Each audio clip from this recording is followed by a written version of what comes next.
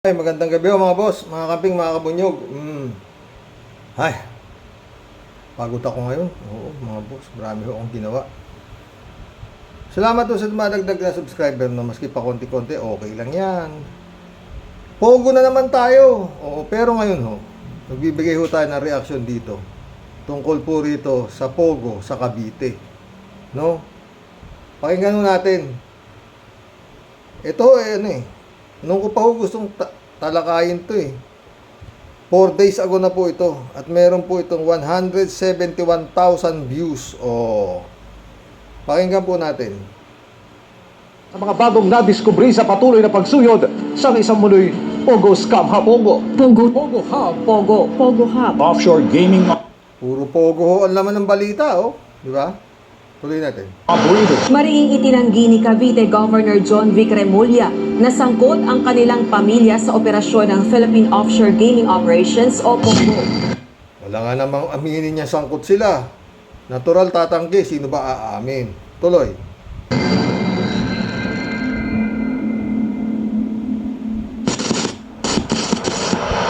$10 million rewards ang ibibigay ni Governor John Vic Remulla sa kahit 10 milyong reward ang ibibigay ni Governor. Tuloy. Remulla.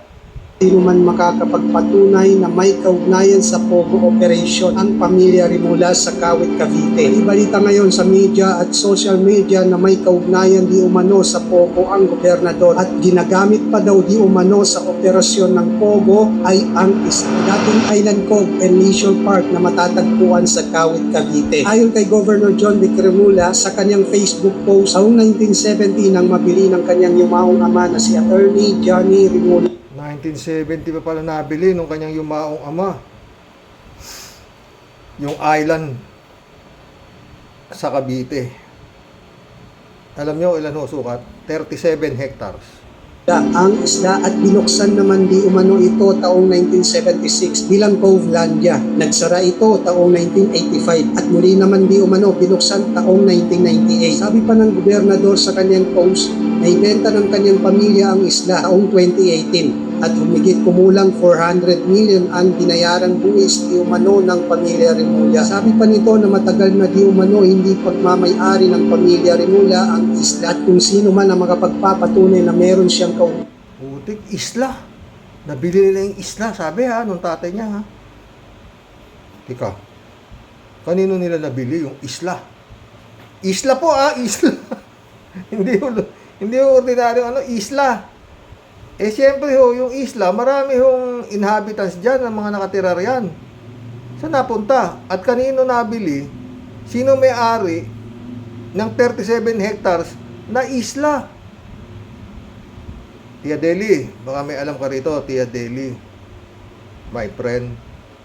kaugnayan o protektor o kahit lagda ng pamilya Remulla para makakuha ng permit ang operasyon ng Pogo Island, magbibigay di umano ito ng 10 million pesos na pabuya. Nilinaw din ng gobernador na taong 2020 mabigyan ng permit ng pag-core ang operasyon ng Pogo sa island. Kaya wala daw di umano kinalaman ng kanyang kapatid na si Hilbert Remulla sa pag-issue ng permit para makapag-operate ang Pogo sa island dahil taong 2022 di umano naging pag-core director. Si Hilbert Remulla ay dating congressman na kapatid ni na Governor John Vic Remulla at Justice Secretary Boyeng Remulla. At sabi pa ng gobernador na hindi sangkot sa anumang pasugalan o illegal activities ang kanyang pamilya at lalong hindi daw protektor ng kahit sinong dayuhan ng pamilya, lalo na sa mga taga-China. Kayo na ang bahala humusga dahil ang akin lang dito ay pawang mga kaalaman lamang ang aking sinishare sa inyo. Ako naman tayo sa Island Cove, Pogo Island. Ang isla na to ay matatagpuan sa bayan ng Kawit, Cavite at ang dating pangalan ng isla na to ay Pulo ni Burunggoy. Meron itong 36 hektarya. Ang pangalan daw nitong isla na ito ay Pulo ni Burunggoy. Pulo ni Burunggoy. 36 hectares ito. Isla ito, 36 hectares. Pulo ni Burunggoy. Sino ba si Burunggoy? Nabili ito nung tatay daw nila 36 hectares. Tuloy. areang lawak o laki ng pagmamayari ng pamilya Remula. Sa mga nagdaang maraming taon, ang isla na to ay nagsilbing resort and leisure complex ng dalawang beses. Ang first, taong 1976, in Covlandia Island Resort at nagsara naman ito noong taong 1985. And second, nag-operate naman ito taong 1998 bilang Island Cove Resort and Leisure Park na may mga hotels at magagandang beach resorts na talaga naman napakagandang pasyalan dahil konti lang ang layo nito sa Kamaynilaan. Taong 2004, nang may balita na bukod sa Napakayaman pala talaga ng Rimulya, no? Magkano kaya nabili ng tatay nila ito? 36 hectares. Island po, island. Tuloy. ang world-class accommodation and service, ang isla maglalagay di umano ng Mala African Safari. Kaya nagkaroon ito ng wildlife sanctuary or zoo and farm na kung saan meron itong iba't ibang mga animals. More than 90 Philippine crocodiles at 30 Maragondon monkeys at iba pa tulad ng deers, sheep, turkeys, and goats. Ngunit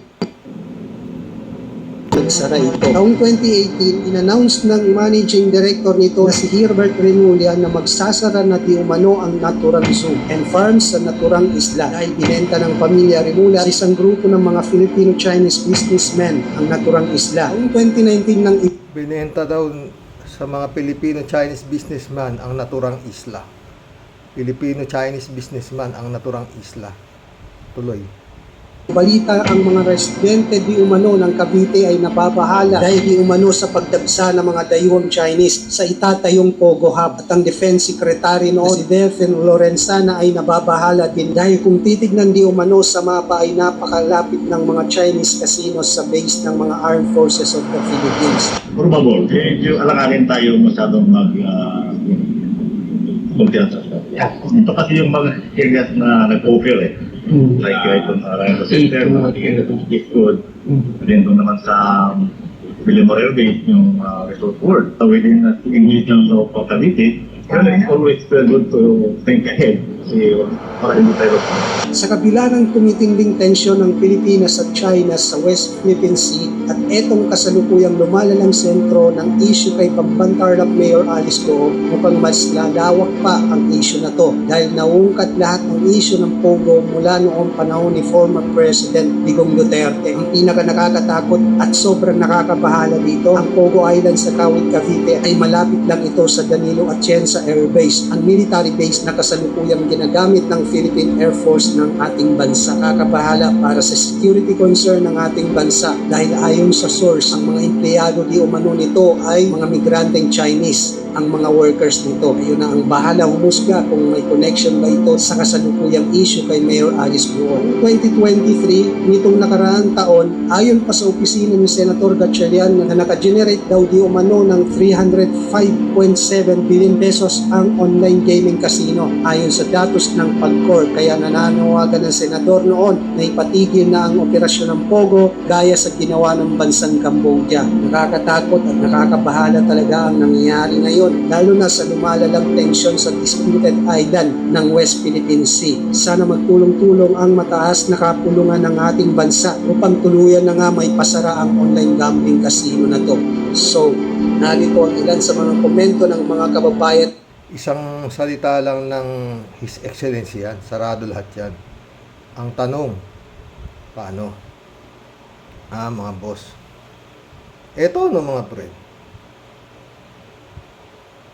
Kung yung Bambantarlac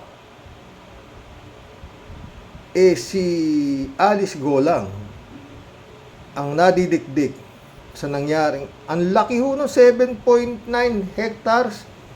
At ayon nga kay Sherwin Gatchalian, sindikato ho ito. Teka, Pogo eh. Buti sana kung yung Cavite, hindi naman Pogo, kung Pogi. Baka Pogi, pwede. Ibig sabihin nun, sindikato ho itong Pogo eh. Meron hong torture, meron hong human trafficking, at kung ano-ano pa. Na-expose naman hong masyado. Pagkatapos doon ho doon sa Tarlac, sa Porac, Pampanga, malaki rin ho yun, ni-raid doon, di ba? Eto, yung sa Pampanga, Casio. Sir Winston, magandang evening. Johnson po ito, ang DJ Jaiho sa Teleradyo Serbisyo. Kumusta ho kayo? Magandang gabi. Okay naman po, Sir Johnson at saka DJ Jai. Magandang gabi po. Opo. I-clarify lang po natin. Hindi po natin na-aresto yung 157 na mga foreign nationals at saka 36 na mga Filipinos, kundi na-rescue po natin. Okay, that's the term. Ang ating isinagawa ay isang rescue operation. Oh. Dahil sila po ay mga itinuturing na biktima. Yes, sir. Ganito po kasi, meron tayong natanggap na mga videos at saka mga pictures ng di umano ay pagkakaroon ng mga torture chambers dyan sa Lucky South 99. Dyan nga po sa ating pinuntahan kagabi. Ngayon po, Sipin ninyo ha, Pogo ha, may torture chamber, may kung ano-ano no? nung natanggap po natin iyon, meron din po tayo natanggap ng mga information galing sa ating mga civilian informants na gano'n nga po nangyayari. Nagkasa po tayo agad ng rescue operation sa pangunguna po ng CIDC at iba pang mga ahensya ng gobyerno po. Kasama rin natin yung PORAC PNP, maging yung Bureau of Immigration, lahat po ng mga, at saka DOJ po kasama natin para sa pag-rescue po na ito. Opo. Sir Winston, gaano ho ninyo katagal na Ito ang Porac mas malaki pa ho dito sa Banban. Mas malaki ho yung Pogo rito. Napaka building ho mga tinatayo building Tsaka ako ang investor na sugalan tapos tatayo ka building. Masyadong mahiwaga kaya talagang nag-aano na ako yung mga sila. Si Erwin Sagatchalian na isara na to dahil talagang iba ho. na-surveillance po itong areang ito sa Porac, Pampanga? Una po namin na-receive yung mga, nagkaroon na ng mga balitang katulad nito mga nakaraang Nobyembre pa po. Pero wala kaming mabuong matibay na ebidensya ng mga panahon na iyon. Pero nitong nakaraang, mga 5 linggo ang nakakaraan, meron tayong nakuhang mga actual na mga videos na po na bigay ng mga ilang mga foreign nationals na nagtatrabaho doon sa loob. At maging ng mga Pilipino na nagtatrabaho doon sa loob na gano'n na nga po ang nangyayari. Sir Winston, Yes, sir. ano bang trabaho nila sa Pogo Hub nung rescued 150 plus individuals na yon? Ganito po. Kanina, may nagpakilala po, kagabi may lumapit na 2 foreign nationals, isang babaeng Chinese national at isang lalaking Chinese national. At sinabing sila daw po ay kinidnap at sila ay pinagtrabaho bilang scammer sa loob nitong Lucky South 99. Kung inyo po matatandaan, sir, ito pong Lucky South 99 ay ito rin po yung Pogo na dating may lisensya na ni-raid ng DILG noong September 2022 dahil merong 43 na mga Chinese na nagreklamong sila'y kinidnap at dinala dyan sa Lucky South 99 na yan. So, ito ho talaga ay illegal. Wala ho itong lisensya at hindi ho ito natututo. Talaga pong kidnapping, coming ay bahagi na ng kanilang modus operandi. Opo. Kung meron ho kayong rescued individuals, meron ho bang na-aresto na mga individual na nasa likod po ng illegal Pogo operation? Kagabi po, mayroon pong nakilala ang ating mga na-rescue na mga individual na ito daw po ay ilan sa mga bosses, mga managers at saka mga quote-unquote enforcers. So, hindi pa po namin sila ina-identify sapagkat amin pa pong binubuo ang kaso para nang sa gayon sila ay tuluyang masampahan ng kriminal na mga asunto. Pero, ngayon po, lahat po sila halos, itong kahit yung mga na-rescue natin, wala ko sila halos mga immigration documents. Karamihan, pag tinatanong sila, asan po yung mga passport ninyo? Ang kanilang laging binibigyan na dahilan, lost at home. Asan yung mga visa ninyo? Papakitin nila yung visa nila sa picture ng kanilang mga cellphone. Ang visa nila ay mga dating 9G or... So, sa dami ho, 400 ho to sabi ni Pogo na nakakalat sa buong Pilipinas. Sabi ni Franz Castro, Representative Franz Castro, no? Ilan pa lang ho yata yung nare-raid na ito. Lahat to, dapat ho to, talagang, kung gustong, ni BBM, patigil ang Pogo, tapusin niya na yung away nila ni Duterte, gawin niya ang dapat niyang gawin. magbabago ang tingin ng tao sa kanya. Pero hanggang yan pogo na yan, si Digong naman ang ano dyan di ba? Naging legal pala yan noong panahon ni Digong, no? Itong mga senador, nagsiboto na maging legal yan. Talagang nung panahon ni Duterte, kung pag sinabi niya, pula, sabi ng mga senador, yes sir. Hanggang nung wala na si Digong, yung mga senador, para matuloy yung investigasyon ni Gordon sa Parmali, kailangan nilang pumirma, hindi nakakuha ng sapat na pirma para matuloy yung investigasyon ni Gordon. Dahil ganun nga, dahil kasama raw si Duterte, kaya hindi natuloy. Pero buti nga ngayon, nabuhay na naman, no? Hindi ko na inakakalang mabubuhay pa yan. Dahil yun nga, sabi ni Bongbong, wala na raw siyang pakialam kung ano man na nangyari nung panahon ni Digong. Wala siyang alam dyan. Ang importante sa kanya, itong kasalukuyan. Kung ano yung dapat subalit, eto na ngayon ang nangyayari. God moves in a very mysterious way, no? Siguro, kung nanahimik na sila Digong, baka hindi nangyari ito. Wala Gusto talaga nila Digong. Lahat ng gusto nila, susunod si Bongbong. Si Bongbong, hindi naman pwede. Si Bongbong, maraming, siyempre, maraming Wibulong Brigade din yan. Kung si Digong may Wibulong Brigade, ang mabigat kay Digong, ang Wibulong Brigade ni Digong, alam niyo yung Wibulong? Ang mabigat kay Digong, ang Wibulong Brigade niya, mga Chengwa, mga advisor niya, mga Chekwa, economic advisor, Michael Yang.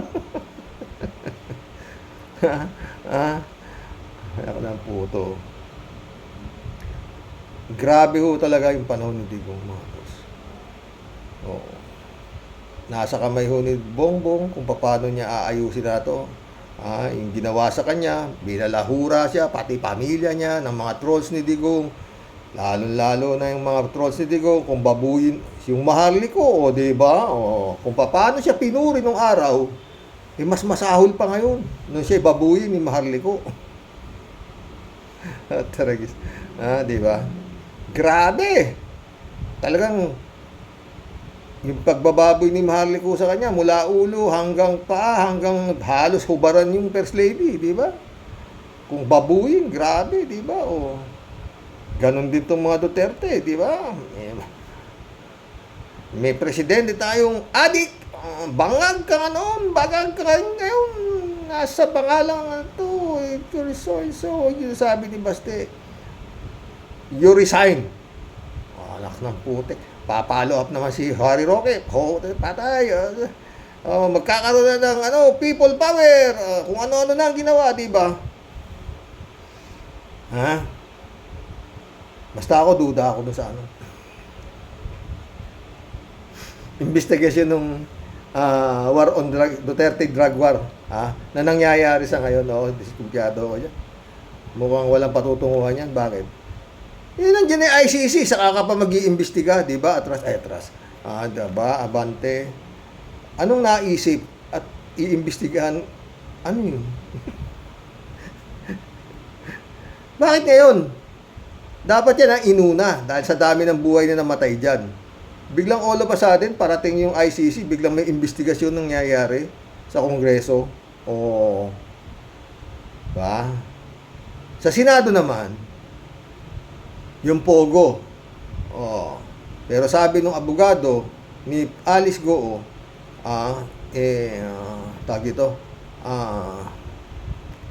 ihinto nyo na yan. Dahil hindi naman yan ang proper forum. Magsampa na kayo sa korte. Diba? Ganon. Pwede. Ganon din yata ang gusto mangyari ni Abante. Sabi niya kay Sheldon, bakit hindi ka, you're a good lawyer. Sabi, meron ho dito Bakit hindi mo yung mga namatayan na magsampa ng kaso sa dating Pangulo? Sabi ni Jokno, bakit? Sabi niya, didemanda niya yung Pangulo. Paano kung may nangyari dyan? Di ako mananagot, konsensya ko pa, dahil kinumbinsi ko siyang sampahan ng kaso yung Pangulo na ulo niyang di ba ganun eh. Matigas yung si Abante, oo. Oo, gusto nila magkaso yung mga namatayan sa korte. Oo. Sabi, magkakasuhan ninyo, kasuhan. Saan nga mo ka? Kinasuhan nga, di ba? Grave misconduct, di ba, dismiss agad. Grave misconduct pa lang yan. Paano pa yung mga ganyang murder? Mga drug war, mga human rights violation na ginawa nung panahon ni Digong. Tatayo ba yan? Wala. Mabalik ko tayo dito sa Cavite. Kung ang Pogo Hub sa Banban, parang ang lumalabas ang may kinalaman lang yung mayor di ba?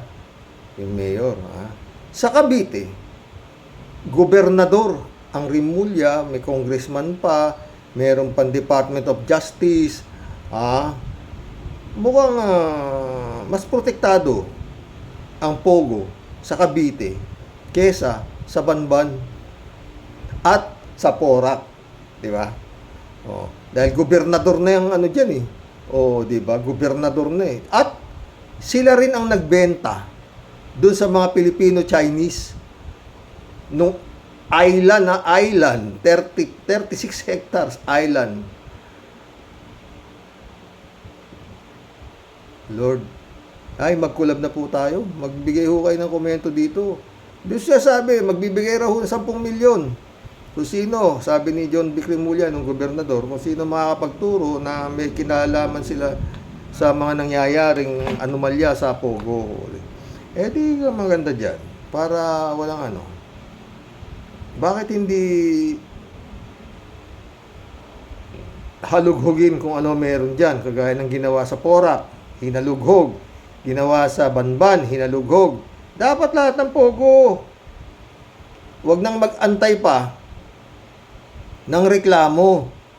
Di ba? Sino magrereklamo? Di ba? Ma-powerful ang nasa likod ng Pogo ng Cavite. Governor. Sino di ba? Mas maganda yun gobyerno na ang gumalaw at hindi naman inspeksyonin lang naman ano ba meron dyan sa Pogo na yan. Kung talagang puro legal yan, di go. Tuloy ka. Tuloy ang negosyo ninyo. Di ba? Kung kagaya nung sa Banban Tarlac na may mga tunnel pa, ganun din doon sa Porac na may mga torture chamber pa. Ibang usapan yan, di ba? Yun lang man titignan lang kung baka meron din kayong ganito kagaya ng Pogo doon dahil puro kayo Pogo Hindi naman Pogi ang pangalan niyang mga lugar. Tsaka 36 hectares, napakalaki naluma yung sa Banban 7.9 hectares lang. Ilan nyo sa Porac? Ito sa Cavite, 36 hectares. Ibinenta na Rimulya sa mga Filipino-Chinese na ginawang Pogo. Hub yung isla po isla. Nasa gitna yata ng tubig, isla, di ba? Magkulab na po tayo. Shout out, Tia Deli. Yun lang sa atin, nagtatanong lang tayo mga boss. Bakit? Kung yung mga Pogo sa Banban may underground tunnel, may mga torture chamber, sa Porac ganun din, at yung ibang mga Pogo pa na na-raid, may mga ganun lahat puro may mga torture chamber talagang talagang malulupit. Baka pwedeng tignan din, pasilip lang, governor, sisilipin lang kung meron dyan sa Pogo. 36 hectares po yan kasi mukhang mas maraming pwedeng ilagay sa ilalim na underground. Nagtatanong lang, mga boss. Magkulab na po tayo. Kalat Ibaya, shout out. Basta diretso sa Senado, sabi ni Kalat ni. Patay tayo dyan. Hello, Miss Akira Milus. May you have a great day. Ingat At magpakabait ka palagi. Sabi ni Kalat ni shout out, Akira. Kalat ni Bayo ulit, good evening, Karoke. Banatan mo ng banatan, Karoke. Huwag kang umatras. Kung pinaparinggan mo si Abante, be well, Mama Bear. Okay si Mama Bear, my friend. Alaga yan eh. Al-Ulalia, shout out. Matibay ang paniwala kung si Alice Go ay dami lang ng pro-China Davao group. At yung pogo na yan ay konektado din sa drug syndicate. Good day, Sir Rox, at sa mga ka-warriors. God bless. God bless, Al-Ulalia. Naniniwala ako sa paniwala mo. Federico Mandak, shout out, Sir Roque. Tama yung komento mo doon sa sinasabi ni attorney na ibinigay na sasakyan na hindi naman inilipat ang ORCR sa binigyan. Paano niya nasabi na bigay iyon? Wala naman transfer of ownership. Yun na nga, Federico. Kaya itong si attorney, ewan ko ba ha, ginagawa niyang tanga yung nakikinig o siya ang tanga. Ipatay tayo dyan. Paano kung naka-aksidente yung sasakyan o ginamit sa krimen, ay di yung tunay na may-ari pa rin ang mananagot? Natural eh, pangalan niya eh. O, tuloy natin. Siya nga naman ng attorney na to, ito si Karen, hindi naman namimili ng i-interviewin. Kaya di ko yan pinapanood. Si Karen, ano mapapala mo dyan? Paiikot-ikutin ka lang yan. Yun na nga, kung minsan natatanong ko rin eh. Anong itatanong mo dyan? Siyempre lahat ng sagot niyan, ipabor sa kanyang kliyente. Di ba? Magdidebate lang kayo, Karen. Oo. George Oriza, welcome to the club. Trabaho lang yan, walang personalan. Kung ikaw kaya, abogado ni Alice Guo, ganyan din kaya magiging argumento mo? Kung ako abogado ni Alice Guo, hindi ko tatanggapin. George, maraming kaso.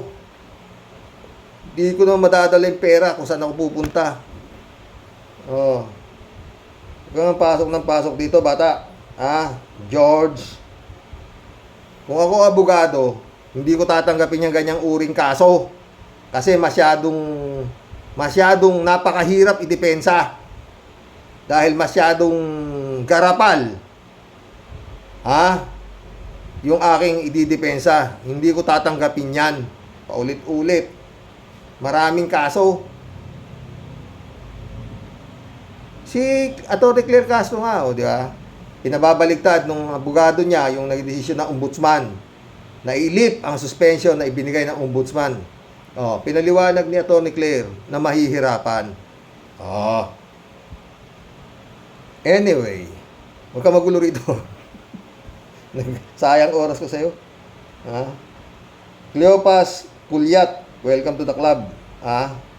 Good evening, Sir Roque. Palagay ko, yang si Atras ay pakawala ni Digong dyan sa Kongreso. Sige, sir. God bless po sa inyo at sa inyong pamilya. God bless.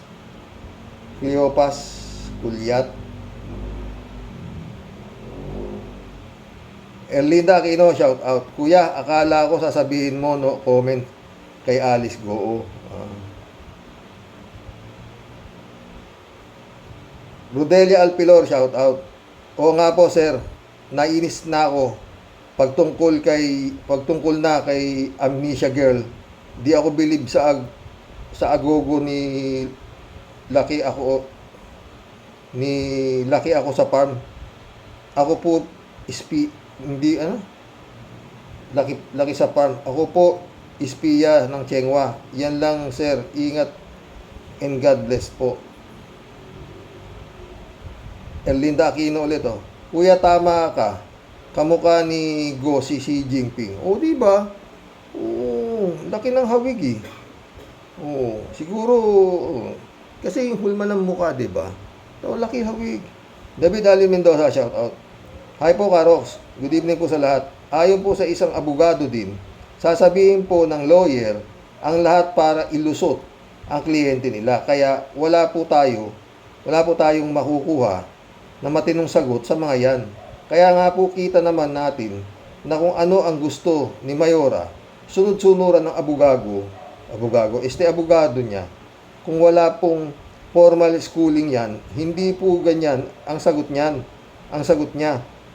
Si Sarah Jing nga abogada, pero ang alam lang na isagot no comment. May katwiran ka, David. Oo. Pero to si Alice Go, maski na tira ng tira Di ba? Ferdinand San Juan, shout out. Good evening po, Karox. Karox, sa bentahan ng sasakyan, minsan open deed of sale para pwedeng ibenta sa iba pero nakapirma ang original ownership. Dapat hanapin ang deed of sale to prove na may bentahan na ganap, may date sa dokumento at may affidavit.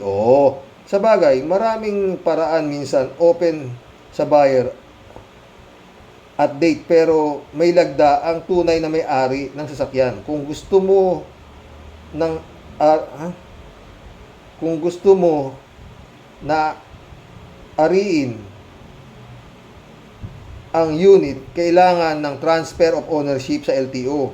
May mga paraan para pwedeng ipa-check sa CHPG kung may problema. Kailangan ng pangalan ng may-ari at plate number at brand ng auto o unit, year model, verification po yan sa LTO at CHPG. Yan po ang aking opinion.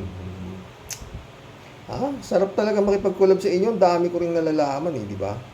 Hindi po ko alam yung mga ganyan Bentahan sa sasakyan. Laho ko sa sasakyan.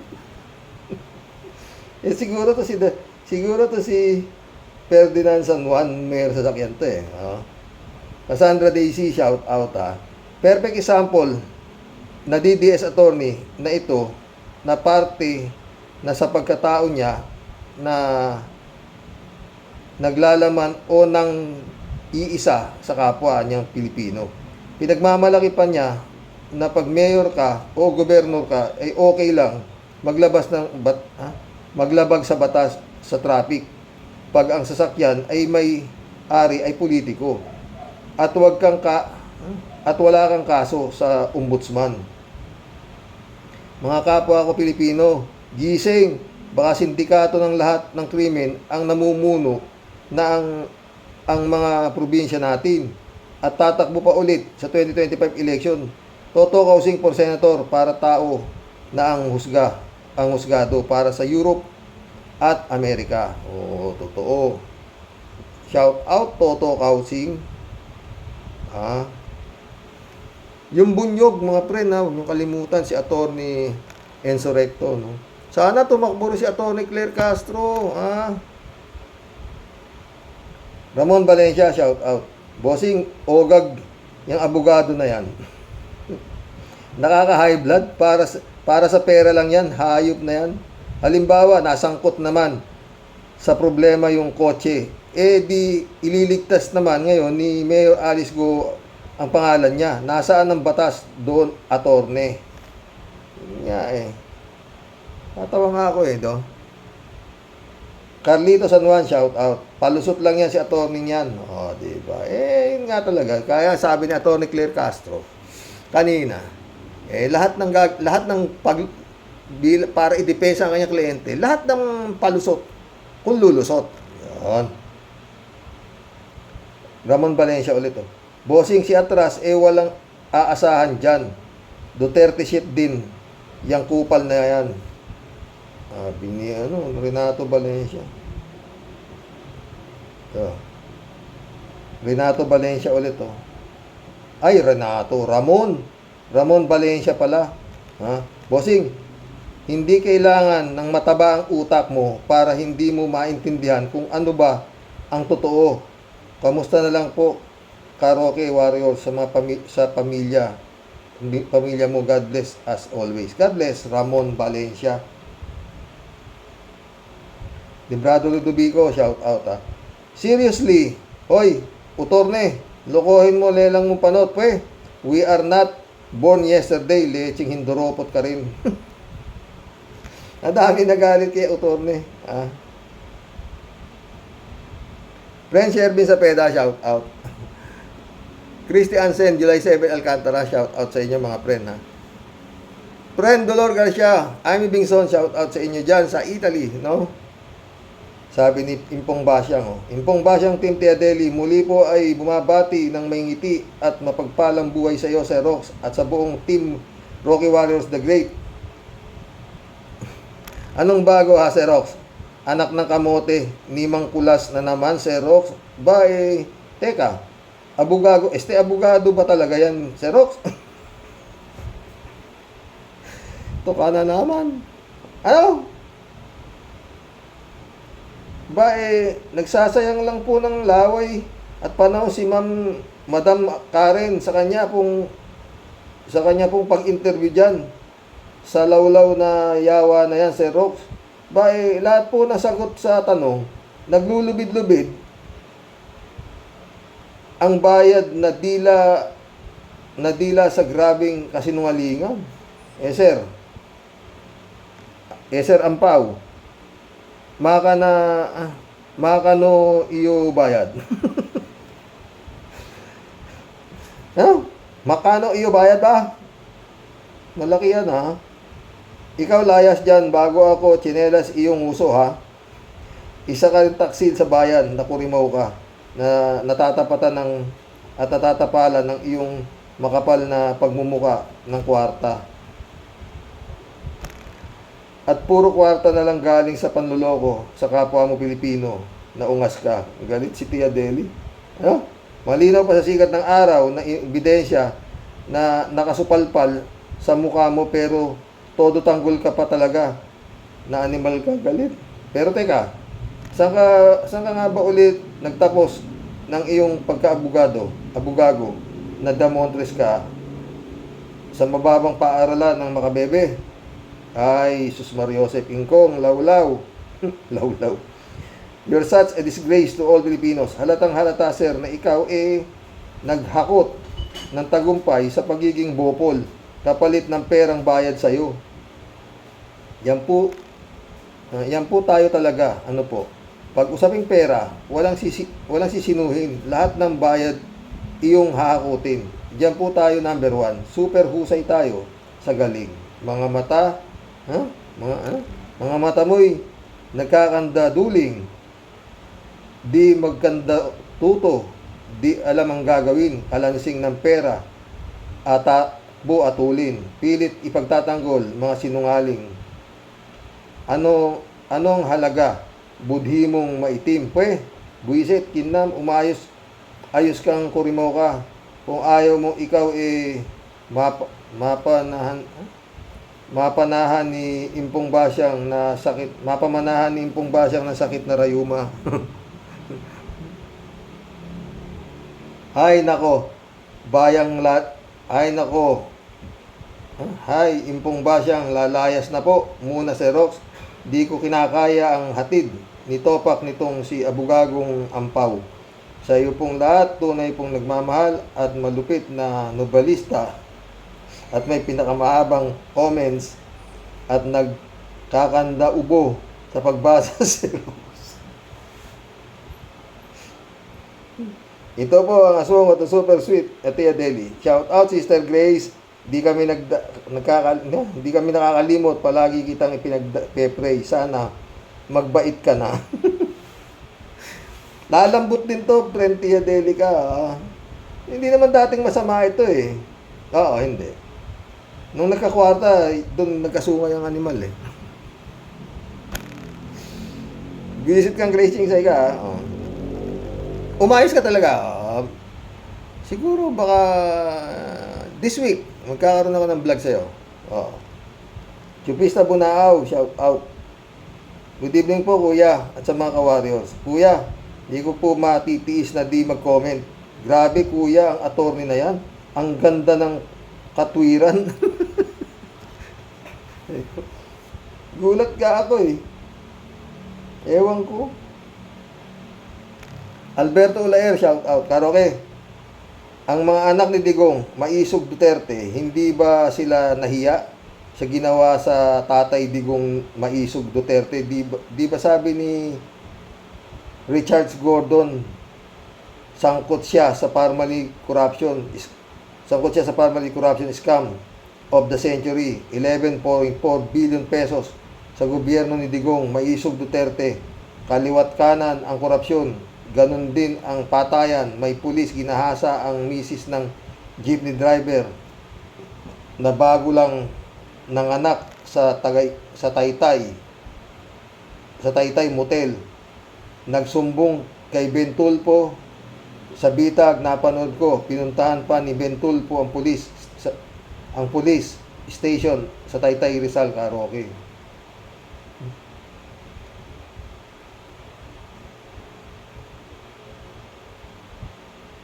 Jane L, shout out my friend. Alam mo, Sir Rox, sa yaman ni Alice in Wonder Farm, isang aanga-anga ang abogado, may gulay. Kung ito ang magre-represent sa korte, tiyak, kalaboso, 100% si Alice. Bakit? Kung naman, sinong abogado, yun nga lang siguro pumatol dyan sa kaso. May maraming abogado, friend Jane, kala mo hindi lang yan. Marami, may babae pa abogado eh. Sanda mo ka lang pera ko, no? Jane ulit, Sabi ng abogado sa tanong ni Karen, abogado, so what's the problem there? Ang sagot, you attorney is the problem. Dahil parang sa kanto lang ang usapan. Di ba? Jane ulit, nag-wish na naman ang abogado na dalhin sa korte ang kaso. Huwag kang mag-alala, your wish will come true. Totoo yan, attorney.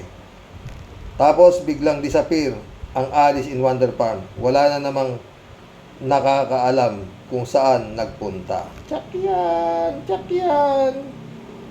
Naniniwala ako sa iyo dyan, Jane, ha? Raul Villanada, shout out. Greetings, Kuya Rox, at sa inyong may bahay. God bless the family always. God bless, Raul Villanada. Raul ulit, Tungkol sa EJK hearing, sinisisi pa ni si Attorney Jokno sa pagrereklamo. Sino ang rereklamuhan sa panahon ni Digong New? Yung nagsagawa ng tukhang ang rereklamuhan? Sino? Sino sumisisi, Raul? Sino sumisisi? Si Atras. Ay, ako. Napanood ko rin yun, Raul. Oo. Siya pa sinisisi. Di ba, sakop ni Jokno? Alam nga namang kumbinsihin ko yung mga namatayan para magsampa ng kaso. Kung may nangyari dyan, di ako may kasalanan dahil kinumbinsi ko silang kasuhan si Duterte. Di ba? Yun ang sagot ni ni Jokno Raul Villanada ulit. Magaling ang abogado ni Alice in Wonderland. Parang kamag-anak o pinsang buo ni Roque. Hindi, si Harry Roque, isa ring abogado yan. Abogado rin yan ni Alice in Wonderland. Raul Villanada ulit. Si Harry Mantika Roque ay mapait na suka ang tao. Si Harry Mantika Roque ay mapait na suka ng tao. Wala nang lalabas na mabuti sa mga ganitong klase ng tao. Wala na. Oo. Alipin na sila Talagang sila ay nasa pakpak na sila ni Digong. At wala silang sasabihin kung hindi purihin ang mga Duterte. Ay, nako. Lita Alambat, shout out. Isa pang Topacio. Sino? Ito si Stephen. At nang patay ko. Lita Alambat ulit. Paano na yung mga baboy sa farm? Baka na yun. Disposal na yun. Baka pwedeng ipakain sa mga taga-Banban. Lita Alambat ulit. Na kay Lord na lang ang pag-asa na kay Lord na lang ang pag-asa na mamayagpag ang dyablo. Totoo, Lita. Yannick Ordobe, shout out, Friend Jun Lagon, my friend, shout out. Jeff Ramos nak, shout out, Sabi ni Yannick Ordobe, yan sinabi ni Digong noong madaming pera, unlimited money for life. Yun din ang gusto niya sa pamilya niya. Kaya bilyon-bilyon pondo kung tumira ang pamilya niya.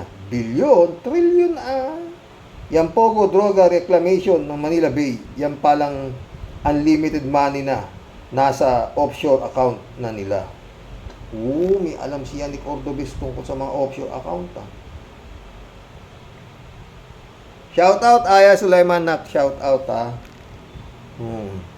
Boyong Kong Balong, shout out. 3J Show po. Sir Rox, siguro kung napanood ito ni Atty. Malonga, Atty. Fortune, mga Atty. Di Campanilla, tiyak na pinagtatawanan na lang itong abogado ni Alice. Tawa-tawa siya. Binenta ang sasakyan pero nakapangalan pa rin sa'yo. Di bali sana kung mga pipitsuging kotse lang yan. Pero milyones ang halaga ng sasakyan. Ibinenta mo na tapos nasa pangalan mo pa rin. Payag din ba yung nakabili? Lalo na't siguradong yayamanin din naman ang nakabili at hindi bobo para hindi ilipat sa pangalan ng nakabili. Diba? Kaya ngayon pa lang, tiyak na makukulong si Alice in Wonder Farm kapag nasa korte na ang kaso nito. Oo naman. Alam mo yung mga sagot na ganyan? Sabi nga sa korte, the weakest defense, ang tawag ay alibay. Parang itong mga depensa na ginagawa nitong kapatid ng asawa ko dito sa kasong sinampan ng asawa ko dito sa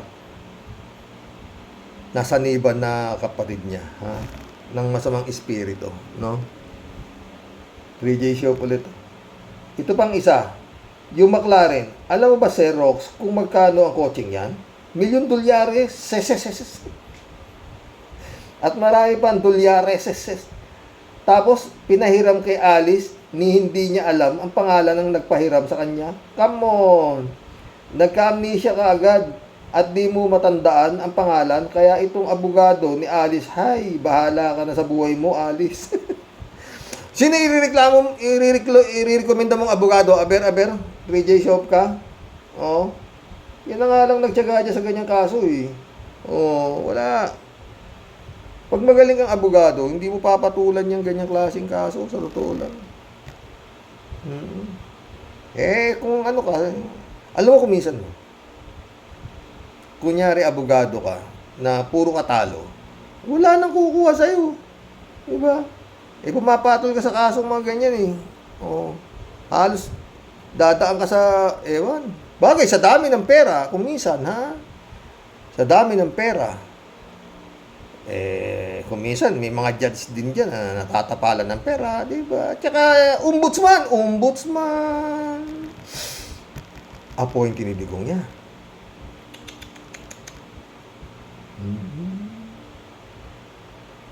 Emily Capistrano, shout out. Karox, Pilipino ba itong Alice? Pilipino ba itong attorney ni Alice? Ang nagagawa nga naman ng pera. God bless the Philippines.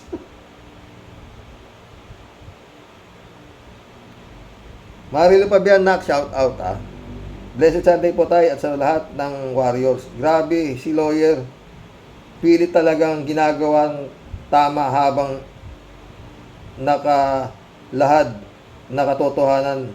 And why? Because of millions. Nangingibabaw ang kasamaan at kagahaman ng mga tao. Marahil di nila maaalalang tumawag sa Panginoon. Totoo. Kasi lahat nasa kanila na.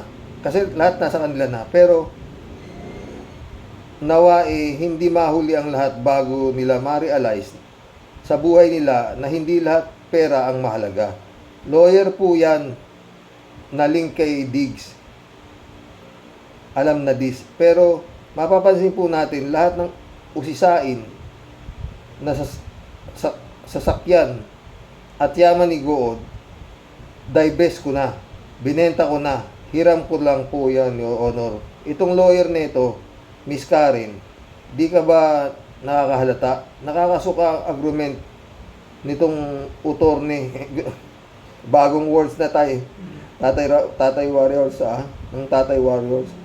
God bless us po tayo at sa mga Warriors. God bless, Marilo Castro. Ben Torres, shout out Ang problema ay maraming Pinoy ang pabor kay Duterte na puro kabubuhan ang ginawa sa bansa. Talagang malaking problema yan, Ben Torres. Kagaya na sinabi ko, yung Tanganisim virus, wala hong baksin. Wala hong gamot. Hindi pa po naiimbento at higit sa lahat, wala pong pagkukulungan yan. Tanganisim virus. Yun hong baliw, gumagaling. Pero yung tanga, mukhang napakahirap hong gamutin. Di ba? Mission accomplished mga boss. God bless po. Hanggang bukas po muli. Sana makadalawang vlog ako. Pagod ako ngayon, marami akong ginawa. Sa totoo lang. Oo. Alam niyo, pag ako nagagalit, talagang naglinis ako ng bahay. Naglaba ako. Wala reklamo yung asawa ko. Hinihintay kong magalit talagang sasapukin ko Alam niyo, iba ako nasusunod. Magandang gabi po mga boss. God bless.